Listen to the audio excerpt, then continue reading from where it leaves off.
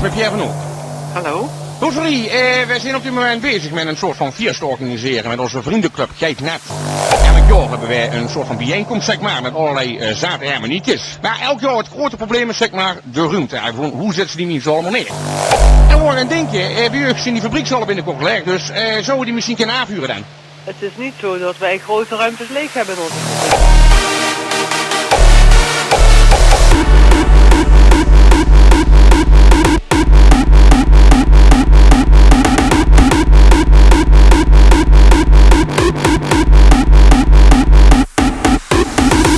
Wat zegt u?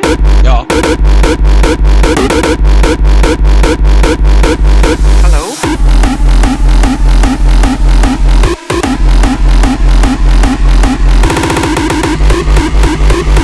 Hallo? Hallo? Het is niet zo dat wij grote ruimtes leeg hebben in onze fabriek. Ja, maar- Nee, dan bent u niet goed geïnformeerd. Ja, maar iedereen gaat toch weg toch, of niet? Wie zegt dat?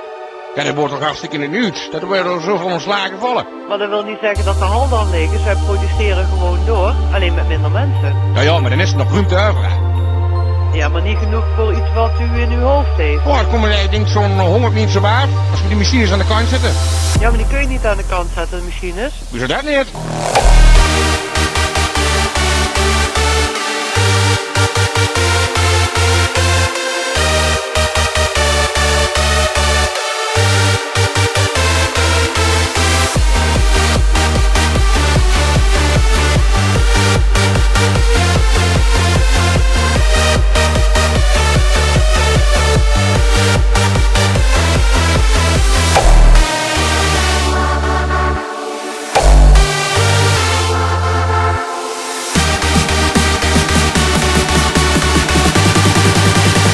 Ja, goedemiddag, met Pierre van Oek.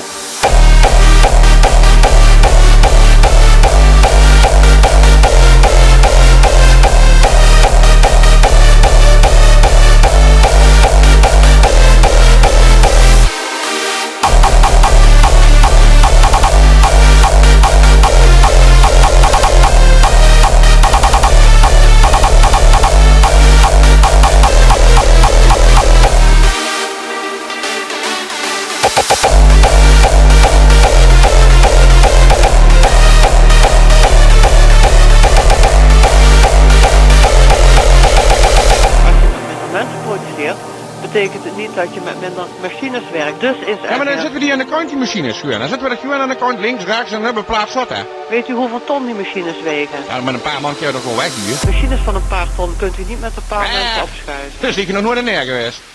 Wat zegt u? Ja.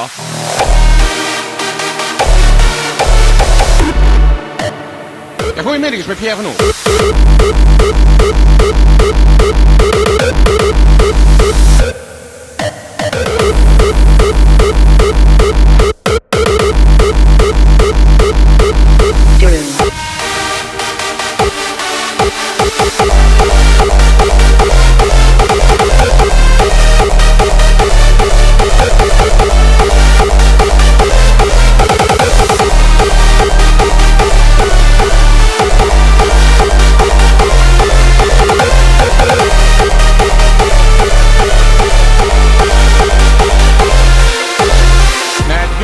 Maar dat maakt niet uit. Maar kennen we dat een aanvuren of nee? Nee, Waarom niet? omdat het niet gaat. Goedemiddag. Wat is er mis met dat?